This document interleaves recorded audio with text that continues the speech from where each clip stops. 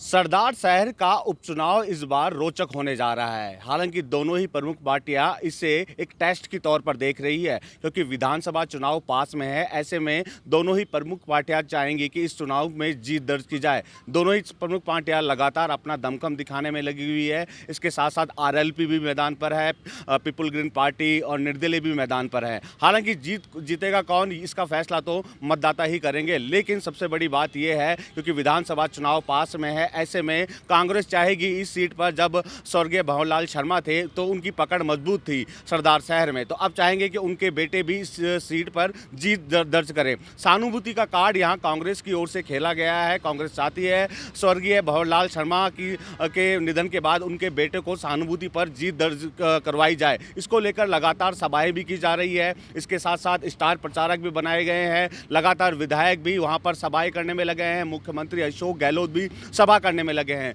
वहीं बीजेपी की अगर बात करें, बीजेपी की ओर से अशोक पिंचा को जो है बनाया गया है उम्मीदवार, वो भी लगातार जो है प्रचंड बहुमत की बात कर रहे हैं। बीजेपी का कहना है कि इस उपचुनाव में जीत के साथ ही आगामी विधानसभा चुनाव में प्रचंड बहुमत से जीत दर्ज की जाएगी। लेकिन कहीं ना कहीं आरएलपी भी जीत की दावेदारी कर रही है, निर्दलीय भी जीत की दावेदारी कर रहे हैं। सिंपैथी कार्ड यहां खेला जा रहा है। सरकार की योजनाओं को कांग्रेस लगातार बखान करने में लगी है कि सरकार की किन किन योजनाओं का जनता को फायदा मिला है, तो जनता के बीच जाकर इन योजनाओं को गिनाने का काम भी किया जा रहा है। हालांकि चुनाव पास में है, विधानसभा चुनाव में वापस रिपीट करने को लेकर कांग्रेस लगातार प्रयास करने में लगी है। लेकिन कांग्रेस का जो अंतर्कलह है, मनमुटाव है, इसके कारण स्थिति कहीं बिगड़ ना जाए, क्योंकि अजय माकन ने प्रभारी के पद से इस्तीफा दे दिया। उसके बाद जो है लगातार बयान उठे। दिव्या मदेरणा ने कहा कि इस्तीफा स्वीकार नहीं किया जाए। अलग अलग बयान देखने को मिले। पायलट गुट के जो विधायक थे वेद प्रकाश सोलंकी, उन्होंने भी कहा कि जो 3 कांग्रेस के नेता थे जिनको नोटिस मिला, उन पर कार्रवाई होनी चाहिए, अजय माकन का इस्तीफा स्वीकार नहीं होना चाहिए।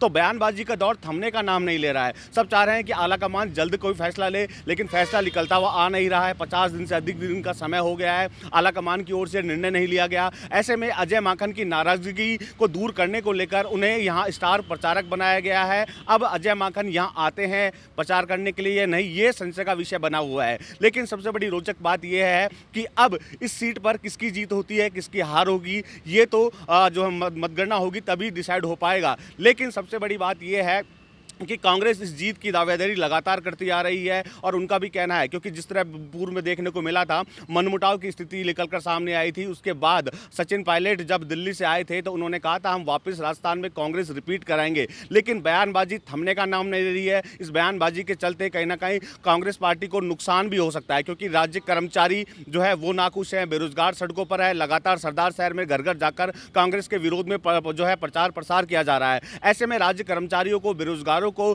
चिकित्सकों को, संविदा कर्मियों को कांग्रेस कैसे बनाती है, ये देखने वाली बात होगी। बसंत पांडे, टीवी 9 जयपुर।